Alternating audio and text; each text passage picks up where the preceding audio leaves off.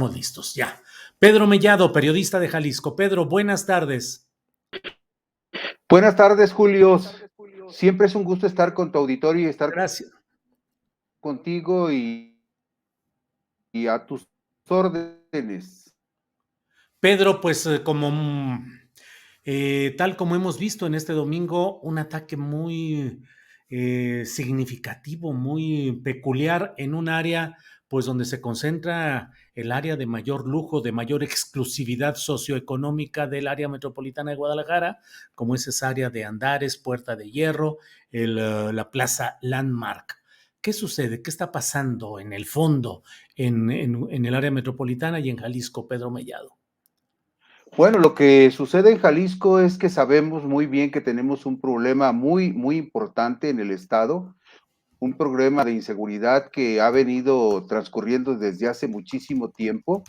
Y este problema de inseguridad está vinculado indudablemente a un problema que no ha sido atendido adecuadamente. Tú sabes muy bien que ya en el transcurso del día ha habido pronunciamientos tanto del gobierno estatal como del gobierno federal con respecto a lo que sucedió este domingo en esa zona exclusiva de Andares, donde habría que decirle a nuestro auditorio que es la zona más rica, más exclusiva, donde acude la gente de más dinero a hacer sus compras o a divertirse o a acudir a restaurantes o bares de lujo. Es decir, es una zona donde va gente de altísima capacidad de compra y habrá que decirlo sin menoscabo de las personas honradas y trabajadoras que tienen los recursos para ir a esa zona, que es una zona también donde indudablemente se interactúa gente de la sociedad común y normal de Jalisco, con gente con antecedentes y con orígenes no muy claros y en muchos casos vinculados con el crimen organizado. Pero hay un aspecto que habría que resaltar en el caso de Jalisco y en el caso de esta balacera en particular que ocurre en esa zona exclusiva. No es la primera vez que sucede un acontecimiento de alto impacto de esta naturaleza. Sabemos que en toda la República se están dando casos de violencia y casos muy graves que atemorizan a la población porque la población se ve expuesta a riesgos muy grandes. Sin embargo, debemos poner énfasis en algo que es particular de Jalisco. En Jalisco ha habido en los últimos meses, en los últimos años, algunos incidentes de altísimo impacto en el ánimo de la sociedad que han despertado muchas dudas y desconfianza con respecto a la actuación de la Policía Estatal, a la actuación del gobernador, a la actuación de la Fiscalía, con respecto a la eficiencia, a la eficacia, al énfasis que sinceramente y profesionalmente tendrían que poner en el combate a la delincuencia organizada. Si hiciésemos un recuento mínimamente razonable de lo que ha sucedido durante la actual administración del gobernador Enrique Alfaro Ramírez, que llegó postulado por el partido Movimiento Ciudadano, nos vamos a dar cuenta que prácticamente la autoridad estatal ha estado paralizada frente a estas expresiones violentas del crimen organizado.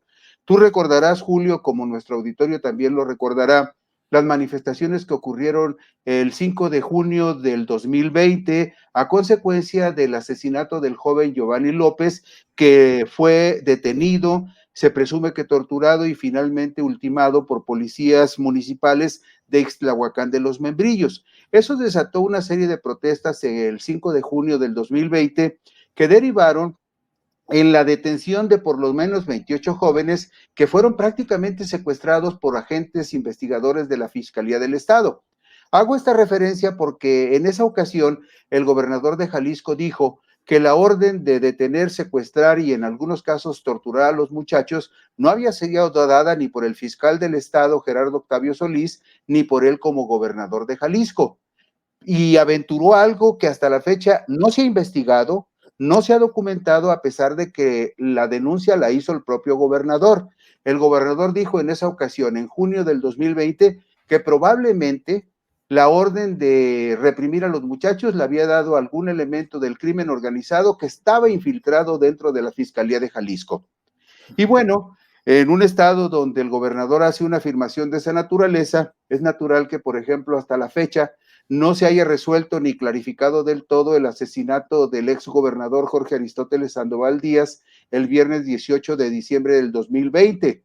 Tampoco se ha aclarado un asesinato que tuvo un alto impacto en la sociedad cuando mataron el 22 de noviembre del 2020 en Puerto Vallarta también a un empresario llamado Felipe Tomé, que estaba entreverado sus intereses con la mayoría de los más prominentes integrantes de la clase política de Jalisco, del gobierno de Aristóteles y probablemente también del gobierno de Alfaro. Entonces, si nos regresamos a ese dato y también preguntamos qué fue lo que pasó con las investigaciones de aquel grupo delictivo que secuestró entre 13 y 14 personas en julio del 2020, turistas que vinieron de Guanajuato, a uno de ellos incluso lo mataron y esa acción nunca se aclaró. Y si seguimos haciendo cuentas, por ejemplo, no sabemos qué expresión delictiva fue la que realizó la balacera del lunes 8 de febrero del 2021 en esa misma zona de Andares de Zapopan, donde presumiblemente trataron de secuestrar o secuestraron a un empresario en un restaurante que se llama Los Otates, y hasta la fecha nunca ni la fiscalía ni el gobernador han explicado quién fue y si fue secuestrado un empresario y por qué razones. Hago este recuento muy somero, que no es lo único que podríamos recapitular, sino nada más para poner algunos ejemplos de que un problema esencial en Jalisco y también, por supuesto, en la mayor parte del país, es la ineficiencia de las fiscalías estatales, la falta de determinación y de valor de los gobernadores para enfrentar y combatir al crimen organizado y la impunidad que propicia que sigan ocurriendo este tipo de hechos tan graves que atemorizan y atentan contra la seguridad de la gente. Sí, Pedro, dentro de todo ese esquema, pareciera que a veces se da también con mucha fuerza esa especie de pugna en la cual se dice, bueno, pues esto es un asunto federal, es un asunto del gobierno federal, otros es un asunto del gobierno estatal, en una pugna a veces entre membretes partidistas o entre ámbitos de gobierno. ¿Cómo ves este punto, Pedro?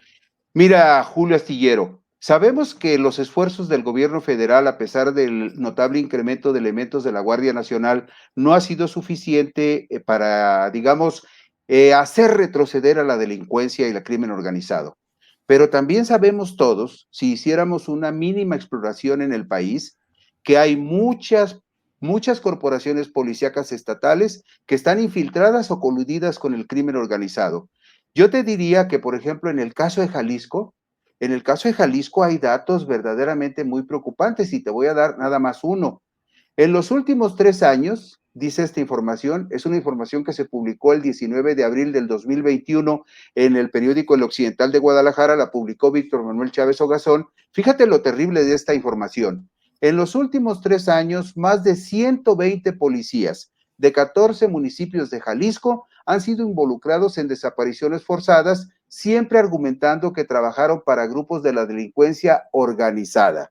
Y tú sabes que en Jalisco es el Jalisco el estado que desafortunadamente aparece como número 1 por más desaparecidos en todo el país, con más de 15,000 desaparecidos. Lo que quiero ilustrar con esto es lo siguiente. No se puede en este país combatir de manera eficaz al crimen organizado mientras no se depuren las fiscalías estatales, mientras no se depuren realmente las policías estatales y se depuren y fortalezcan las policías municipales. Estamos hablando de 120 policías municipales en Jalisco que probadamente están detenidos porque estaban coludidos con el crimen organizado. Entonces, esa falacia de que hubo una balacera en Andares y hubo un muerto y 6 heridos, pero como presumimos que son integrantes del crimen organizado los que perpetraron el hecho, entonces que lo investigue el gobierno federal porque la delincuencia organizada es del fuero federal. No, pero hay un detalle esencial que muchos gobernadores prefieren ignorar y se escudan en él para no hacer su trabajo. Los homicidios dolosos, sin importar quién los cometa, son asuntos del fuero común que las procuradurías estatales o las fiscalías estatales tienen la obligación de investigar. Y si en el supuesto de la investigación se involucran elementos que tengan que ver con el crimen organizado, tendría que darse un trabajo coordinado entre las dos dependencias, pero las fiscalías locales y las procuradurías estatales no pueden eludir su responsabilidad de investigar los homicidios dolosos. Ujú. Pedro, todo esto además en un cuadro político muy peculiar como es la sucesión presidencial, pero también la sucesión en el gobierno de Jalisco, las posturas distintas de Movimiento Ciudadano y de Morena y pues también una serie de pugnas internas en ambos partidos. Dante Delgado por su lado y el grupo de Enrique Alfaro por otro, en Morena también grupos que apoyan al canciller Ebrard por un lado por otro. ¿Qué tanto podemos temer que en este lapso que se viene complicado preelectoral, pues también el asunto de la delincuencia organizada tenga cosas que decir en ese proceso? Mira, Julio, sé que el tiempo siempre es muy escaso y más cuando se trata de Pero programas adelante. informativos, pero lo dejamos como un punto que se tendría que madurar con el tiempo. Yo te diría algo que como periodista observo con mucha preocupación. Si de la baraja que estamos viendo de precandidatos de Movimiento Ciudadano, de Morena y de todos los partidos en Jalisco, tuviese que salir el gobernador, el próximo gobernador del estado, yo te diría que estaríamos frente a un muy triste futuro destino de Jalisco. Por donde quiera que le piques, de Morena, de Movimiento Ciudadano, del PRI, del PAN, si nos basáramos en el supuesto de que los que se mencionan son los mejores prospectos para contender por la gubernatura, yo te diría que el destino de Jalisco se observa sumamente triste, oscuro y pobre, porque de todos esos precandidatos, incluso algunos que tendrían muchísima aceptación de la gente, no veo ninguno que verdaderamente valga la pena porque esté comprometido con el servicio a la sociedad o porque verdaderamente sea un político que tenga vocación de comprometerse en el servicio a la gente y sobre todo a la gente que más necesita, ¿no? Ahora, con respecto a lo de el asunto de la delincuencia organizada, veo muy difícil que un gobierno municipal, un gobierno estatal o el mismo gobierno federal de manera aislada puedan ser eficaces si no existe una verdadera coordinación, si no existe una decisión honrada, valiente, decidida y un trabajo verdaderamente profesional, pero de coordinación plena entre los tres niveles del gobierno. Nadie va a ganar solo esa guerra, pero por lo que veo hay mucha actitud mezquina, miserable de unos u otros que no están dispuestos a ceder sus pequeñas parcelitas de poder cuando todas esas parcelitas de poder están empapadas de sangre. Pedro Mellado, te agradezco como siempre tu reporte, tu análisis puntual, detallado, con datos y con referencias periodísticas que son las que nos permiten dar una opinión y dar un enfoque de lo que está sucediendo en este caso específico en Jalisco, el área metropolitana de Guadalajara, el país en general. Pedro, como siempre, y a reserva de lo que desees agregar, te agradezco esta oportunidad de platicar contigo. No, Julio, nada más agradecerte que tengas la gentileza de considerar que lo que yo puedo opinar sea interesante y de agradecerle a tu auditorio que sé que siempre es muy generoso y muy gentil con las personas que tú invitas a tu programa. Muchas gracias, me siento muy honrado. Pedro, muchas gracias. Seguimos en contacto. Buenas tardes.